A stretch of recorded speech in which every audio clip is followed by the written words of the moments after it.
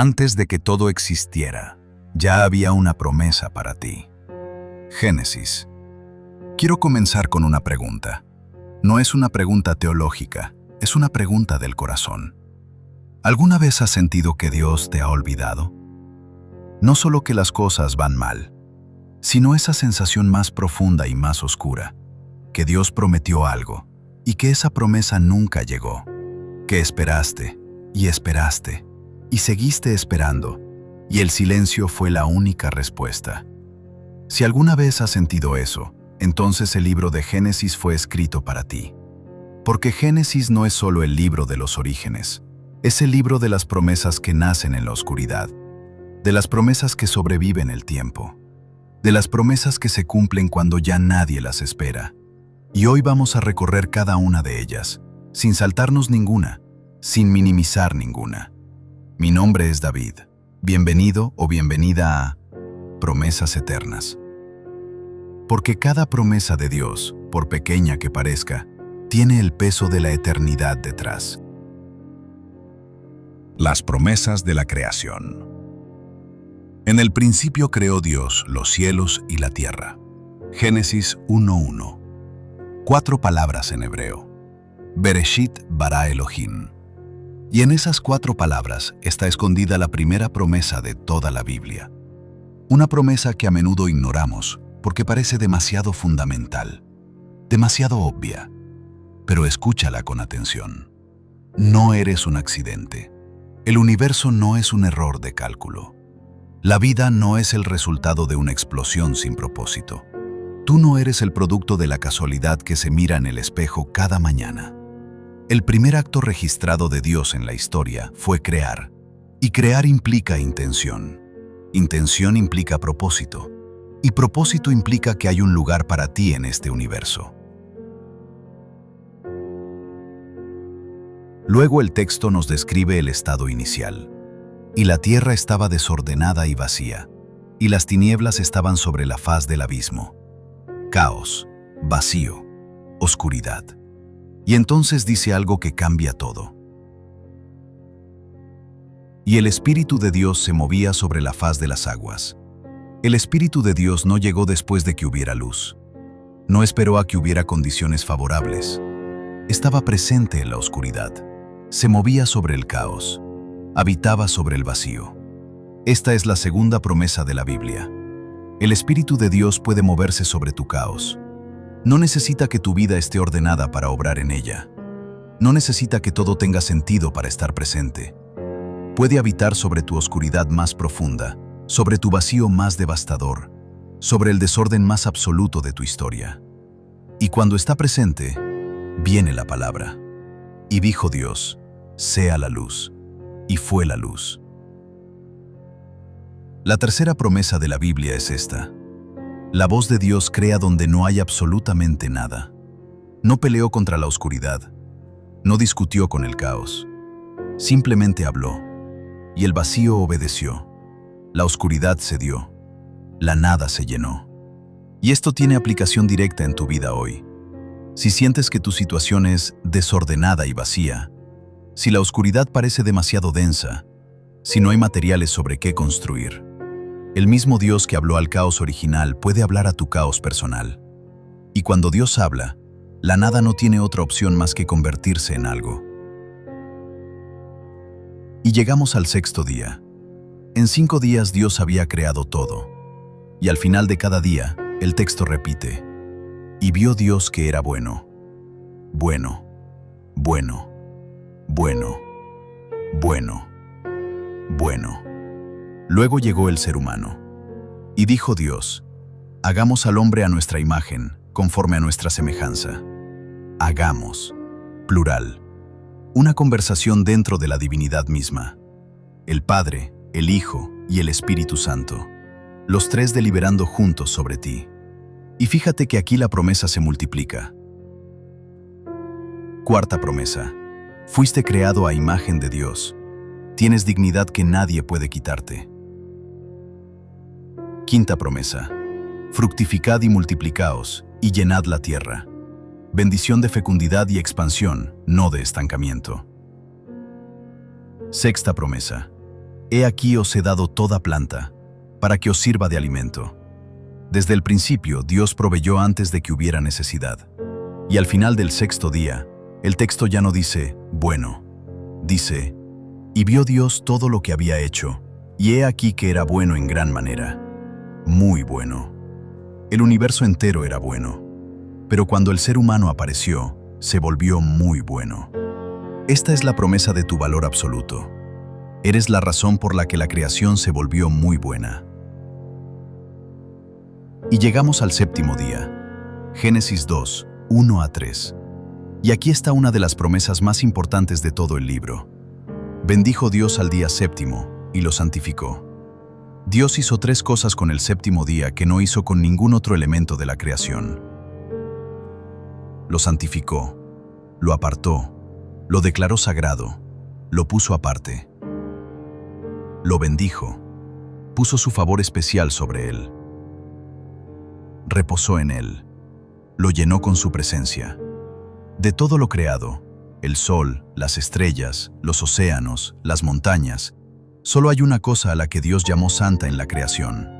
No un lugar geográfico, no un objeto material, un momento en el tiempo. El séptimo día, el sábado. Y esta santidad no fue declarada para los judíos en el Sinaí. Fue declarada antes de que hubiera israelitas, antes de que hubiera pecado, antes de que hubiera ley escrita. El sábado fue santificado para el ser humano, para toda la humanidad, como promesa semanal de que hay descanso disponible. Un descanso que no depende de tus circunstancias, un descanso que Dios mismo inauguró. Y Jesús siglos después confirmaría: el sábado fue hecho por causa del hombre. Marcos 2:27. No como carga, como regalo, no como requisito, como promesa. La promesa del sábado es esta: cada séptima día, Dios te invita a su descanso, a detener la carrera, a encontrarte con Él, a recordar que Él es el Creador y tú eres su criatura amada. Y Apocalipsis 14:12 e Isaías 66:22 a 23 confirman que este sábado seguirá siendo el sábado cuando haya cielos nuevos y tierra nueva.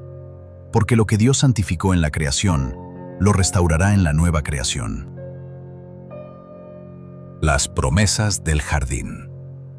El capítulo 2 de Génesis nos lleva al jardín del Edén. Y en este jardín hay promesas que la mayoría de personas nunca ha visto como promesas. La primera es esta: entonces Jehová Dios formó al hombre del polvo de la tierra, y sopló en su nariz aliento de vida, y fue el hombre un ser viviente. Génesis 2:7. Este versículo contiene una de las verdades más importantes sobre la naturaleza del ser humano.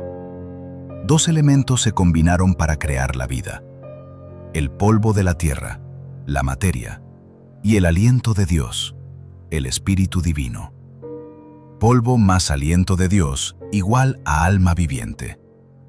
No dice que Dios puso un alma inmortal dentro del cuerpo. Dice que la combinación de los 2 elementos produjo un ser viviente. ¿Por qué importa esto? Porque cuando el aliento de Dios se separa del polvo, el resultado no es un alma que sigue volando. El resultado es que el ser humano regresa al polvo y espera la resurrección. Esta es la promesa de la esperanza cristiana. No es la inmortalidad del alma que nunca muere, sino la resurrección del cuerpo en la segunda venida de Cristo. Porque así como en Adán todos mueren, también en Cristo todos serán vivificados. Primera de Corintios 15:22. La muerte no es el fin, pero tampoco es la puerta a una existencia consciente inmediata. Es un sueño del que Jesús despertará a los suyos. Los que duermen en el polvo de la tierra serán despertados. Daniel 12:2. Y Jesús mismo dijo a María y Marta: yo soy la resurrección y la vida. El que cree en mí, aunque esté muerto, vivirá. Juan 11:25. La segunda promesa del jardín. Y Jehová Dios hizo nacer de la tierra todo árbol delicioso a la vista y bueno para comer, también el árbol de vida en medio del huerto. Génesis 2:9. El árbol de la vida. Dios puso en el jardín un árbol cuyo fruto sostenía la vida eterna. Era accesible, era real, estaba disponible. Después de la caída, Dios cerró el acceso a ese árbol para que el ser humano no viviera eternamente en estado de pecado. Pero el árbol no fue destruido, fue guardado. Y en Apocalipsis 22:2, en la Nueva Jerusalén, en la tierra restaurada, el árbol de la vida aparece de nuevo. A cada lado del río estaba el árbol de la vida, que produce 12 frutos, y las hojas del árbol eran para la sanidad de las naciones. La promesa del árbol de la vida es que Dios nunca abandonó el plan de la vida eterna. Solo lo puso en pausa hasta la restauración, y esa restauración está garantizada. La tercera promesa del jardín. Y Jehová Dios tomó al hombre y lo puso en el huerto de Edén para que lo labrara y lo guardase. Génesis 2:15. Esta es la promesa del trabajo significativo. Antes del pecado, el trabajo ya existía. Adán tenía propósito, responsabilidad, misión. El trabajo no es una maldición del pecado. El trabajo doloroso y frustrante lo es, pero el trabajo en sí fue diseñado como expresión de la imagen de Dios en nosotros. La promesa aquí es: fuiste diseñado para tener propósito. Tu existencia no es sin sentido. Y esa promesa apunta hacia la eternidad. En los cielos nuevos y la tierra nueva, también habrá trabajo. También habrá creatividad. También habrá misión. Porque el trabajo es parte del diseño original de Dios para el ser humano. La cuarta promesa del jardín, quizás la más humana de todas, está en Génesis 2:18. Y dijo Jehová Dios: no es bueno que el hombre esté solo, le haré ayuda idónea para él. En el jardín perfecto, sin pecado, con Dios presente, y aún así, no es bueno. Dios mismo reconoció que el ser humano necesitaba compañía humana. Esta es la promesa de que la soledad no era el diseño de Dios para ti. Y el proceso que siguió es profundo. Dios hizo desfilar todos los animales frente a Adán, no porque no supiera la solución, sino porque quería que Adán entendiera la profundidad de su necesidad. Que ningún sustituto puede llenar ese espacio. Que el vacío de comunidad tiene una forma específica que solo la comunidad genuina puede llenar. Y entonces Dios creó a Eva.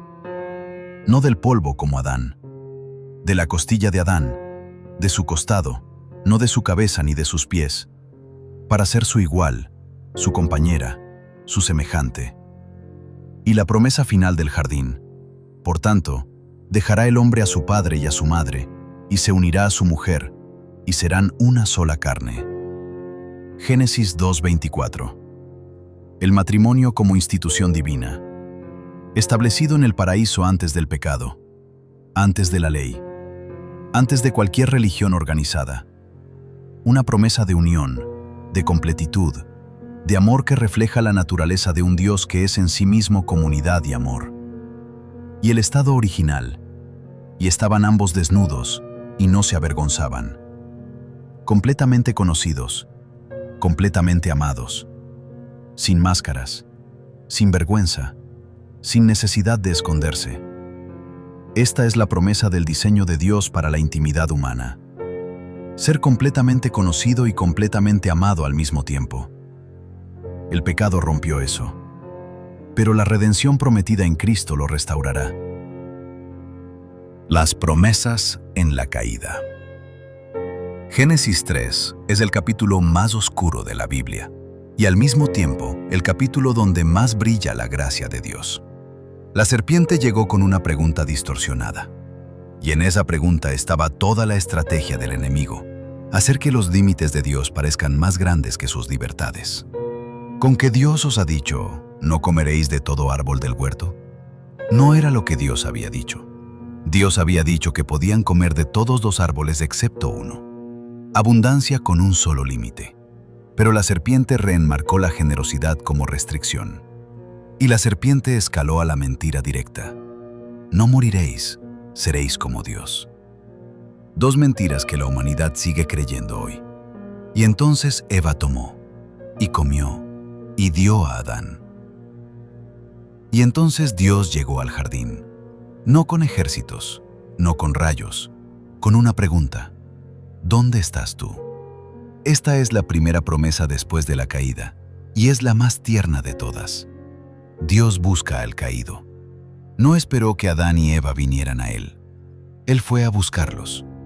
Caminó hacia el escondite. Llamó a quienes se habían escondido. Y esta promesa no es solo para Adán y Eva. Es para todo el que se ha escondido de Dios. Para todo el que tiene vergüenza de acercarse. Para todo el que siente que cayó demasiado para ser buscado. Dios todavía hace la misma pregunta: ¿dónde estás tú? No para juzgarte, para encontrarte. Y entonces viene el juicio. Consecuencias reales, dolor real.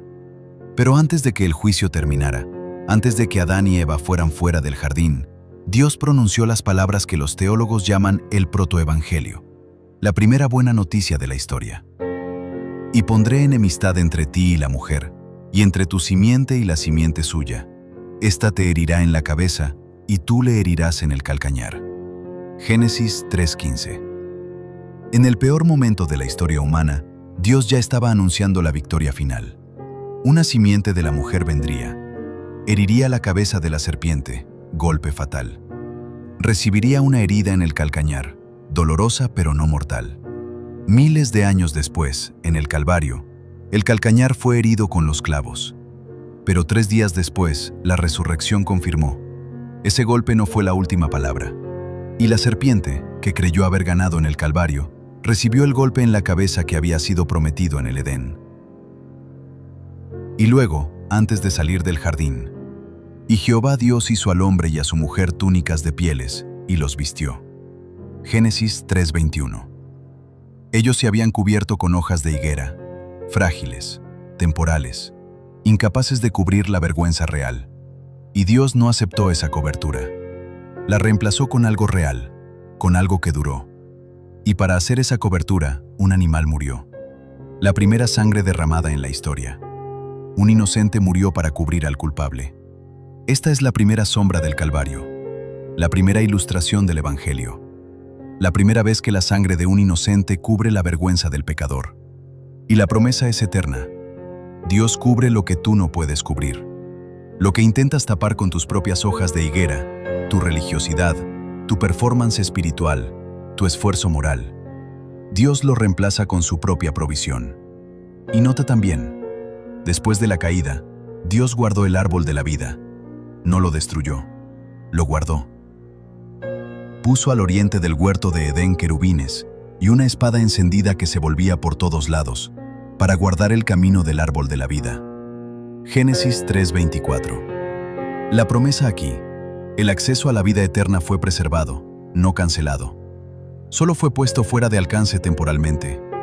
Hasta Apocalipsis 22, cuando el árbol de la vida florecerá de nuevo para los redimidos. Y llegamos a Génesis 4. Caín y Abel. El primer fratricidio, el primer asesinato. Pero antes de que Caín matara a Abel, Dios le habló con una de las promesas más subestimadas de todo el libro. Si bien hicieres, ¿no serás enaltecido? Y si no hicieres bien, el pecado está a la puerta.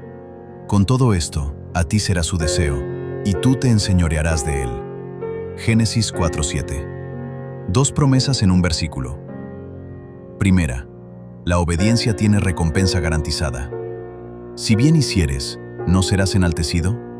No es una pregunta de duda, es una afirmación retórica. Por supuesto que serás enaltecido.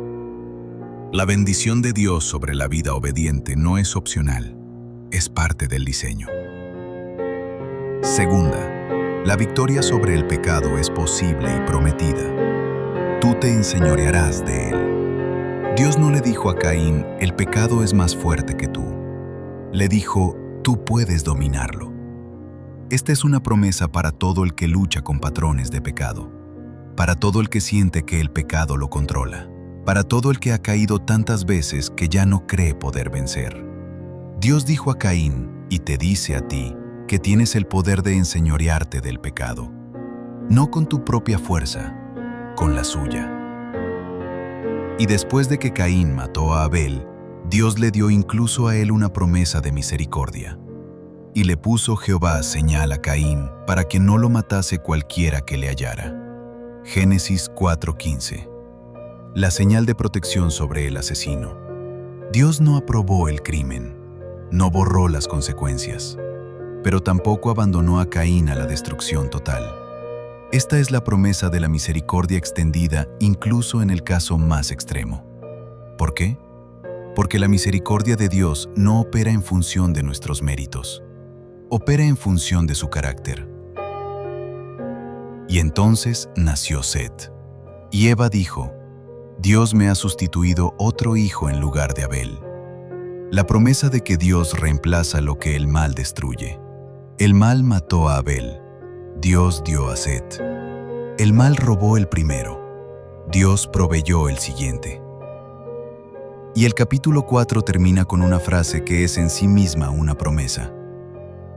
En aquel tiempo los hombres comenzaron a invocar el nombre de Jehová. Génesis 4:26. La promesa de un remanente perpetuo. En medio de la violencia, del asesinato, de la corrupción que crecía, siempre hubo un grupo que siguió buscando a Dios. Siempre hubo quienes invocaron su nombre. Y eso nunca ha cambiado. En los peores momentos de la historia, siempre ha habido un remanente que no doblaba la rodilla. Y lo sigue habiendo hoy. La promesa de Enoc, un anticipo de la segunda venida. Génesis 5 es el capítulo que muchos saltan porque parece solo una genealogía. Adán engendró a Set. Set engendró a Enos. Enos engendró a Cainán. Y así sucesivamente. Y el ritmo se vuelve casi hipnótico. Y murió, y murió, y murió. La muerte, la muerte, la muerte. El resultado inevitable de la caída. Una genealogía donde cada línea termina igual. Hasta que llegamos al versículo 21. Caminó pues Enoc con Dios, después que engendró a Matusalén, 300 años, y engendró hijos e hijas. Y fueron todos los días de Enoc 365 años. Caminó pues Enoc con Dios, y desapareció, porque le llevó Dios. Génesis 5, 22 al 24.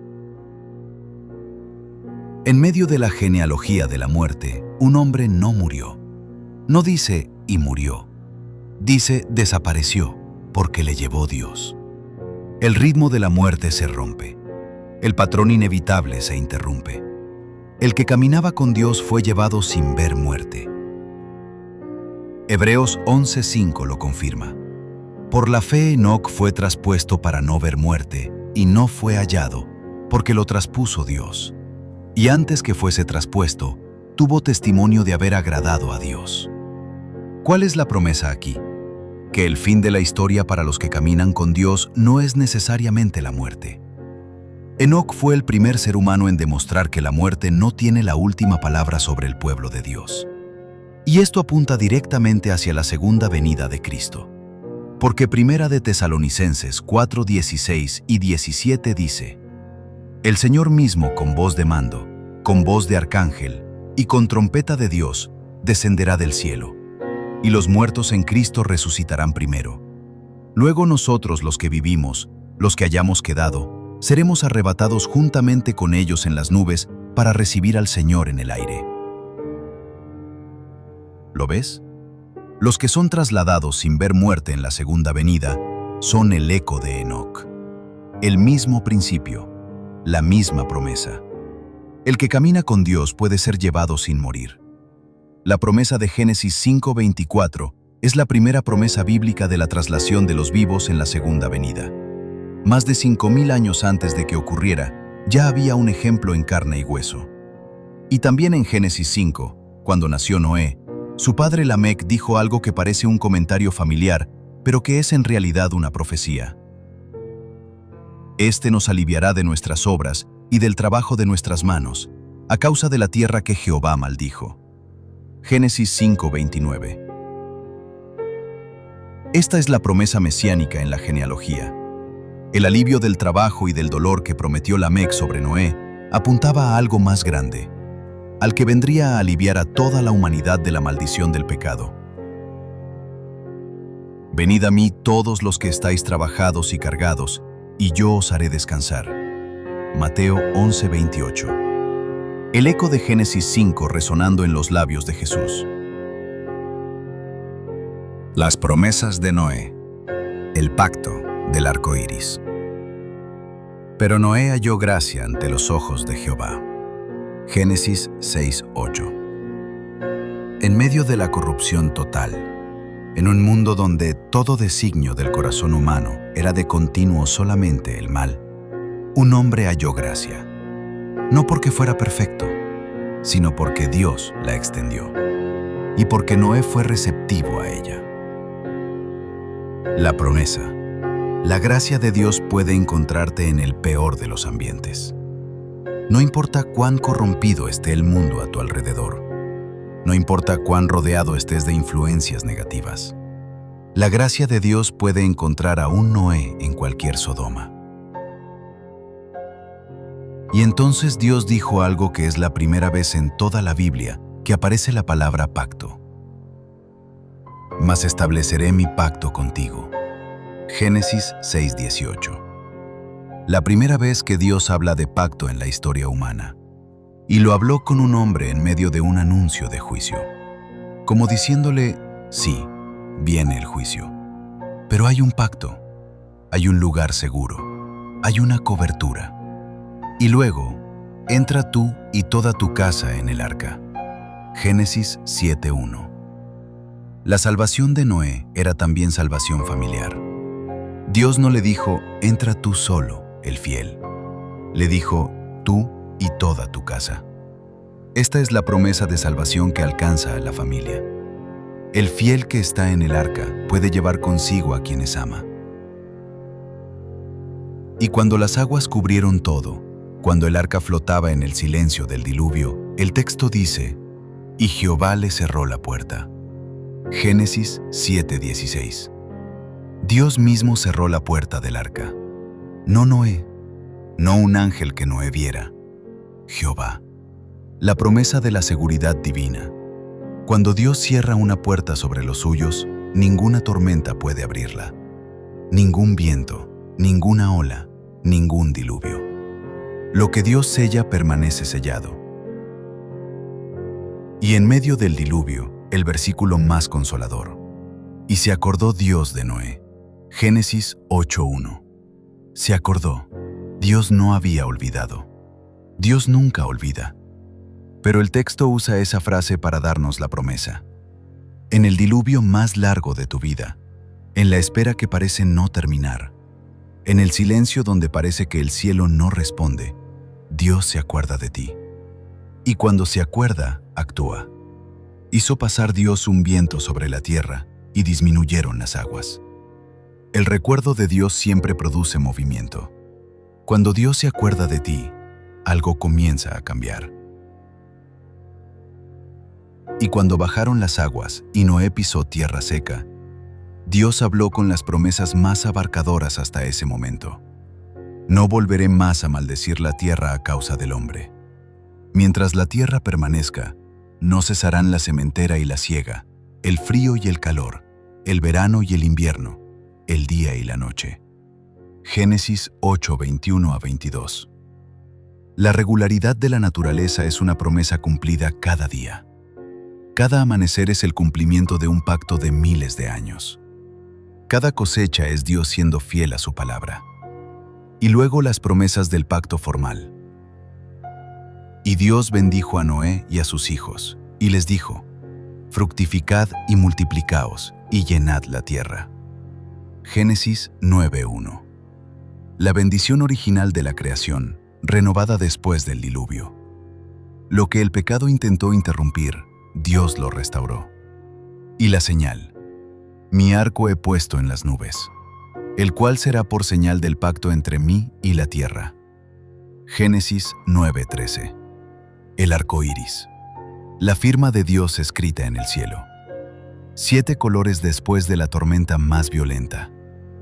Y hay algo que los físicos saben, pero que raramente se predica. El arco en el cielo apunta hacia abajo, no hacia afuera como un arco de guerra, hacia abajo, hacia la tierra. Como si Dios bajara su arma y dijera: la guerra terminó, vengo en paz. La promesa del arco iris no es solo para Israel, no es solo para los creyentes.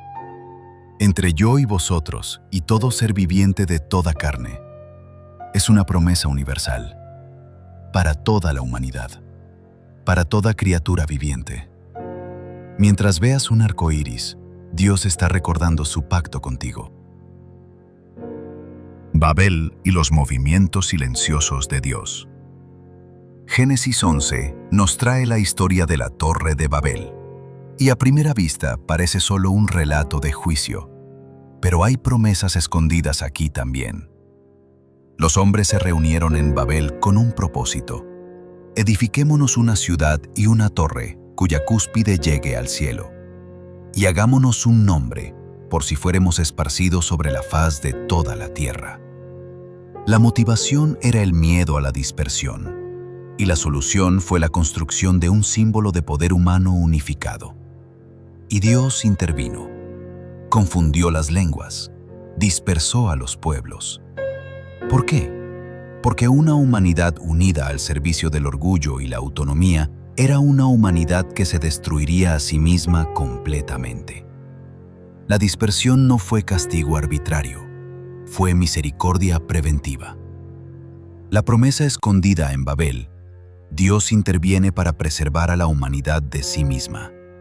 Pone límites al poder humano no para frustrarnos, sino para protegernos de las consecuencias de nuestro propio orgullo. Y entonces, casi como respuesta inmediata a Babel, el capítulo 11 termina con algo silencioso pero profundo. Y tomó Taré a Abram su hijo, y a Lot, hijo de Harán, su nieto, y a Sarai su nuera, mujer de Abram su hijo, y salió con ellos de Ur de los Caldeos para ir a la tierra de Canaán. Génesis 11:31. Taré salió de Ur. Antes de que Dios llamara formalmente a Abraham en el capítulo 12, Dios ya estaba moviendo piezas. Ya estaba preparando el camino. Ya estaba orquestando el viaje antes de pronunciar el llamado oficial. La promesa: Dios trabaja en tu historia antes de que lo notes. Cuando el llamado llegue, ya habrá un camino medio preparado. Cuando la puerta se abra, ya habrá pasos que te llevaron hasta ella. Dios no improvisa, Dios prepara. El llamado de Abraham. Las 8 promesas. Génesis 12. El punto de inflexión de la historia humana. El momento en que Dios comenzó su plan específico de redención a través de un hombre, una familia, un pueblo, que eventualmente daría al mundo a Cristo. Pero Jehová había dicho a Abraham: vete de tu tierra y de tu parentela, y de la casa de tu padre, a la tierra que te mostraré. Génesis 12:1. Sin mapa, sin coordenadas, solo una voz, solo una dirección. Ve. Y solo una promesa de guía: te mostraré. El destino se revelaría en el camino. Esta es la naturaleza de la fe bíblica. No es certeza sobre el destino, es confianza en el que guía. Y acompañando ese llamado radical, Dios dio 8 promesas específicas. Promesa 1. Haré de ti una nación grande. Un hombre sin hijos, una esposa estéril, y la promesa de una nación. Cuando Dios hace una promesa, no la calibra según tus recursos, la calibra según los suyos. Promesa 2. Te bendeciré. No la ausencia de dificultades, bendición dentro de ellas. La bendición de Dios no necesita circunstancias perfectas para operar. Promesa 3. Engrandeceré tu nombre. Abraham no tenía poder ni fama. Hoy, 4000 años después, su nombre es reconocido por más de la mitad de la humanidad. Cuando Dios promete engrandecer algo, lo hace eternamente. Promesa 4. Serás bendición. No solo recibirías bendición, serías canal de ella. Dios no te bendice solo para que acumules, te bendice para que distribuyas. Promesa 5. Bendeciré a los que te bendijeren. Protección divina sobre las relaciones. Los que te traten bien recibirán bendición de vuelta. Promesa 6. Al que te maldijere maldeciré. Dios mismo toma la posición de defensor. No necesitas vengarte. Dios defiende a los suyos. Promesa 7. En ti serán benditas todas las familias de la tierra.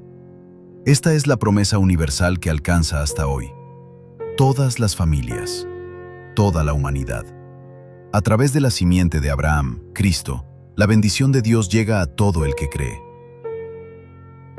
Y cuando Abraham llegó a Canaán, Dios le apareció y añadió, promesa 8, a tu descendencia daré esta tierra. Génesis 12:7. La primera promesa de tierra específica a Abraham. La primera vez que Dios señaló geografía como parte del cumplimiento de su plan. Y Abraham levantó un altar ahí, no para pedir algo nuevo, para agradecer lo que ya había recibido. Y en Génesis 13, después de que Abraham generosamente dejó elegir a Lot primero la tierra que quería, Dios amplió la visión. Alza ahora tus ojos y mira desde el lugar donde estás hacia el norte y el sur, y al oriente y al occidente. Porque toda la tierra que ves, la daré a ti y a tu descendencia para siempre. Génesis 13, 14 y 15. La generosidad de Abraham no lo empobreció, lo posicionó para recibir más. Y Dios no solo reafirmó la promesa de la tierra, añadió una instrucción que es en sí misma una promesa. Levántate, ve por la tierra a lo largo de ella y a su ancho, porque a ti la daré. Génesis 13, 17. La promesa se camina, se posee con los pies, se reclama moviéndose en ella. La promesa de Dios para tu vida no es para ser contemplada desde lejos, es para ser caminada, vivida, habitada. Melquisedec y la promesa del sacerdocio eterno. Génesis 14 nos trae un personaje que aparece apenas 3 versículos y sin embargo marca toda la teología del sacerdocio bíblico. Melquisedec. Entonces Melquisedec, rey de Salem y sacerdote del Dios Altísimo, sacó pan y vino y le bendijo diciendo: Bendito sea Abraham del Dios Altísimo, creador de los cielos y de la tierra, y bendito sea el Dios Altísimo, que entregó tus enemigos en tu mano. Génesis 14, 18 a 20. Pero, ¿quién es Melquisedec? El libro de Hebreos dedica un capítulo entero a responder esa pregunta.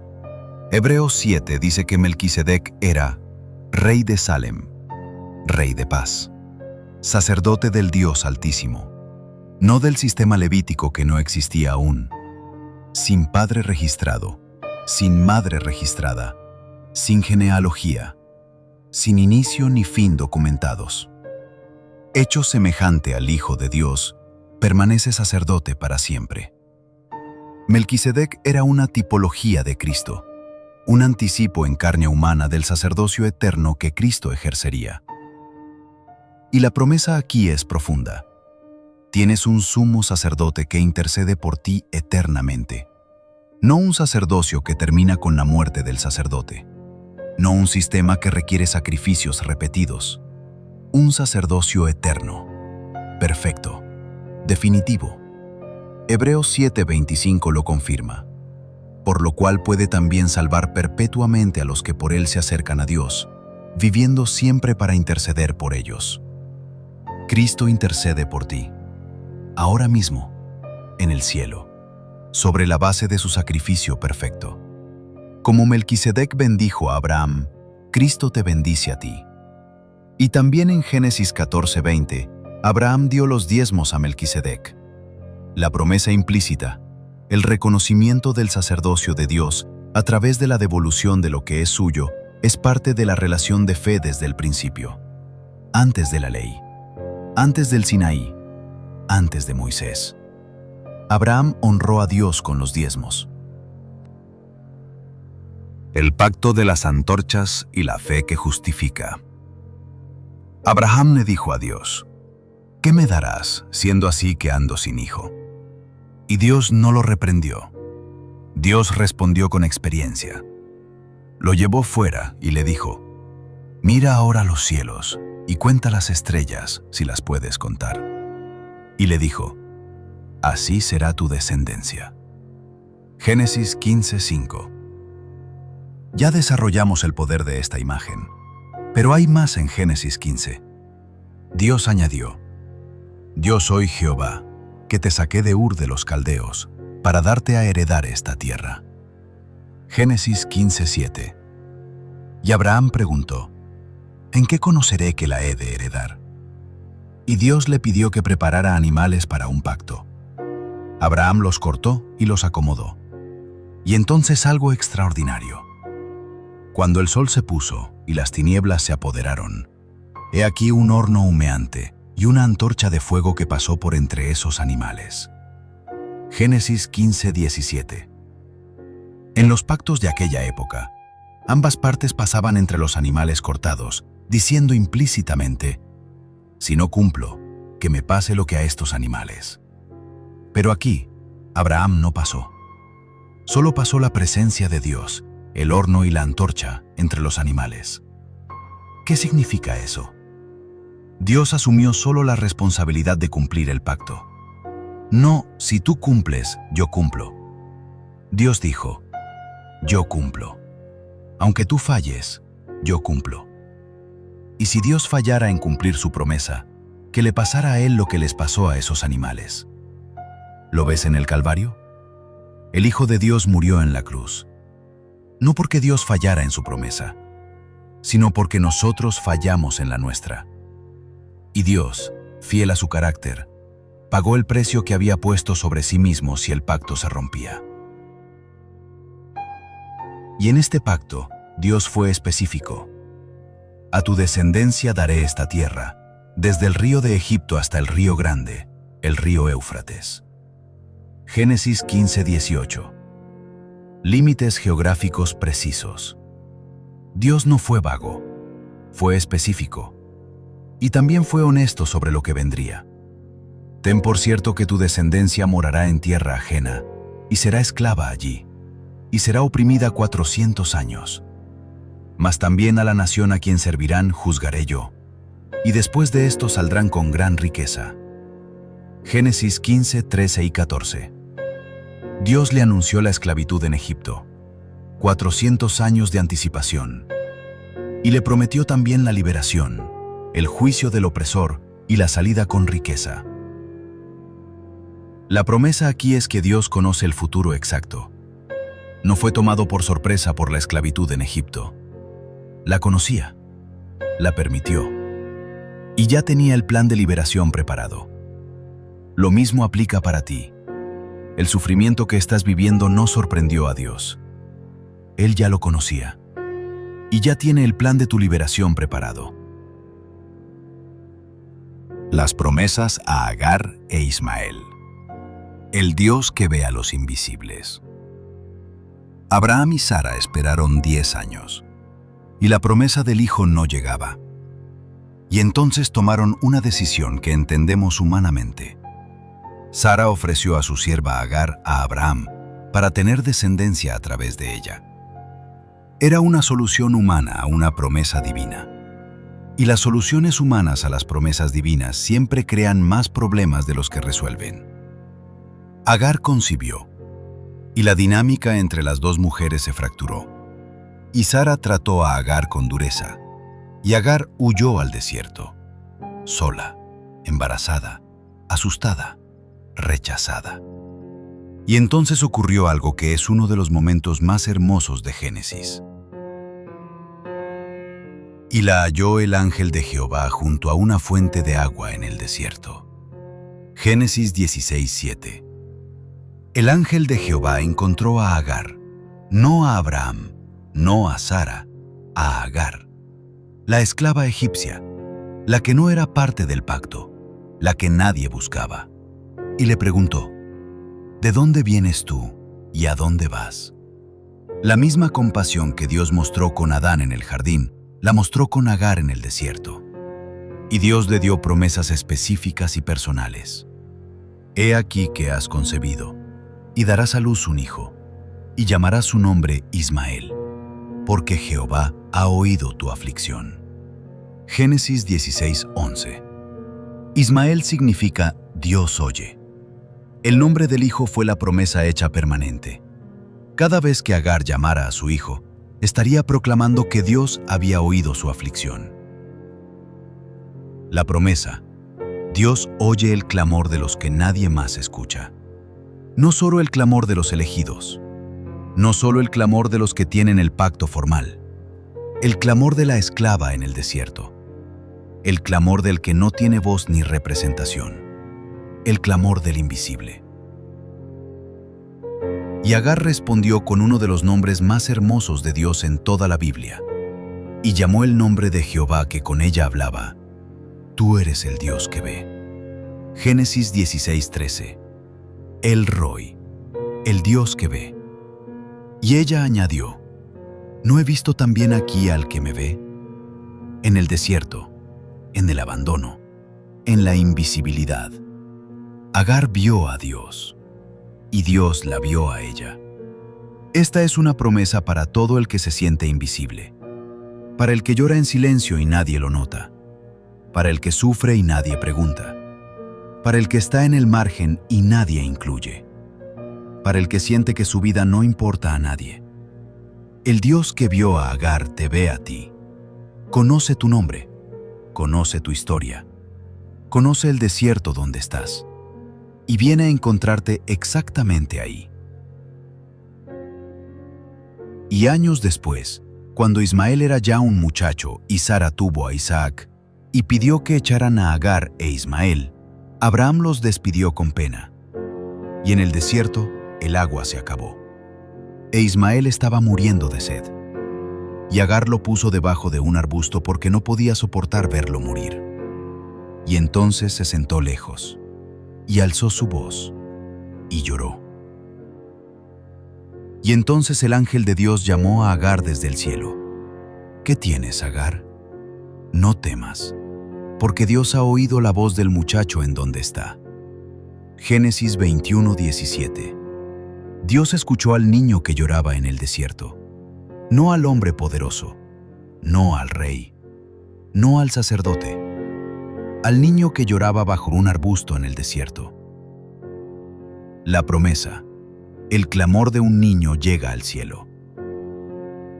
Y Dios añadió: Levántate, alza al muchacho y sosténlo con tu mano, porque yo haré de él una gran nación. Génesis 21:18. Levántate, alza, sostén. 3 palabras de acción, 3 palabras de restauración de dignidad. Entonces Dios le abrió los ojos y vio una fuente de agua. Génesis 21:19. La fuente ya estaba ahí. No fue creada en ese momento. Ya existía. Pero Agar no la veía porque el dolor le nublaba los ojos. Y Dios abrió sus ojos para que la viera. La promesa. A veces la provisión de Dios ya existe en tu situación. Solo necesitas que Él abra tus ojos para verla. Y el capítulo termina diciendo: Y Dios estaba con el muchacho, y creció, y habitó en el desierto. Génesis 21:20. Dios estaba con el muchacho, con el que no tenía el pacto de Abraham, con el que había sido echado, con el que estaba en el desierto. La presencia de Dios no tiene límites de pacto. Es más grande que nuestras categorías teológicas. Hemos recorrido juntos hoy las primeras grandes promesas de Génesis.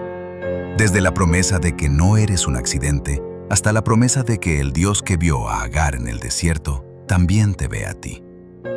Antes de cerrar este video, déjame recordarte algo que unifica todas las promesas que hemos visto. Ninguna de estas promesas fue dada en condiciones ideales. La promesa de la luz fue dada en la oscuridad total. La promesa del sábado fue dada al finalizar una semana de trabajo. El protoevangelio fue dado en el peor día de la historia. La promesa del arco iris fue dada después del diluvio más devastador. El llamado de Abraham fue dado sin mapa ni destino claro. La promesa a Agar fue dada en un desierto de abandono. Dios no espera que tu vida esté en orden para prometerte. Promete precisamente cuando más lo necesitas, cuando menos lo mereces, cuando menos lo esperas. En el próximo video de Génesis continuaremos con las promesas más dramáticas. El cambio de nombre de Abraham y Sara, el nacimiento imposible de Isaac, la prueba más devastadora del monte Moriah, las promesas a Isaac y a Jacob, incluyendo la escalera al cielo y la lucha que cambió un nombre, y la historia completa de José con la promesa más poderosa con la que cierra Génesis. Vosotros pensasteis mal contra mí, mas Dios lo encaminó a bien. No te lo pierdas. Si este video bendijo tu vida, compártelo con alguien que necesite escuchar que Dios no ha olvidado sus promesas. Suscríbete a Promesas Eternas y acompáñanos en este recorrido completo desde Génesis hasta Apocalipsis. Cada promesa de Dios es sí y amén. 2 de Corintios 1:20. Que Dios te guarde y te sostenga. Hasta el próximo video.